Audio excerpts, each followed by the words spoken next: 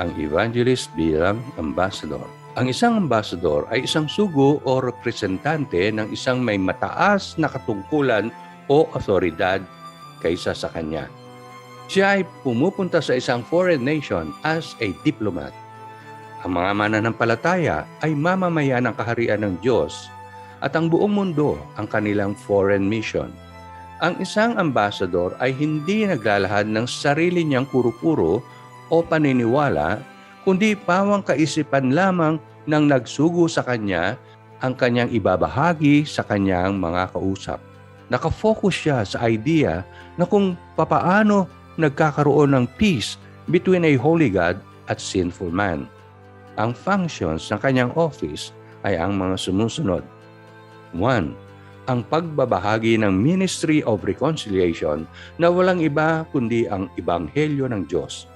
Ang Evangelist Ambassador ay may taglay na insight at understanding patungkol sa kalooban at pamamahala ng Diyos sa mundo.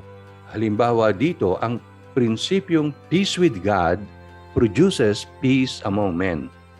Number 2, ang pagbubunyag na kung paano ang kasalanan ng sino mang nagtitiwala o sumasampalataya sa Diyos ay wala ng kaparusahan, sapagkat inako na ni Kristo ang hatol na kamatayan na nararapat tanggapin ng bawat makasalanan.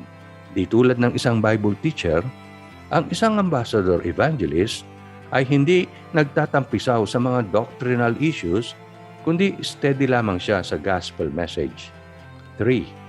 Ang pagpapaabot ng paanyaya sa lahat ng tao na tanggapin ang salita ni Kristo para sa ikaliligtas mula sa galit at paghatol ng Diyos. Ang Diyos na hindi nagnanais na ang sinuman ay mapahamak. Dahil sa siya nga ay isang representante ng nagsugo sa kanya, nararapat lamang na ipamuhay ng isang ambasador ang karakter ng kanyang pinaglilingkuran. Nararapat na mag-practice siya ng paggalang sa kapwa at ng diplomasya. Nang isugo ni Jesus ang kanyang 12 disipulo upang isagawa ang kanyang layunin, isinugo niya ang mga ito ng dala-dalawa. Maski na sa pagdulog sa trono ng biyaya, iminumungkahi ni Jesus na magsama ng kahit isa pa kapag lumalapit sa Diyos sa panalangin. Nang pumili si Jesus ng 72 alagad, pinauna niya ng dala-dalawa ang mga ito upang magsilbing advanced party.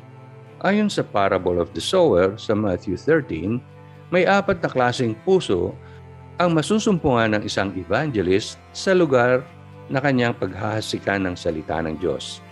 Una, walang pangunawang puso na magiging malamig sa pagtanggap sa mabuting balita. Ikalawa, mababaw na puso na madaling makalilimot sa mga bagay na kanyang naririnig. Pangatlo, mapangambang puso na hindi nagbubunga. At ang pang-apat, ang mabuting puso na hitik kung magbunga.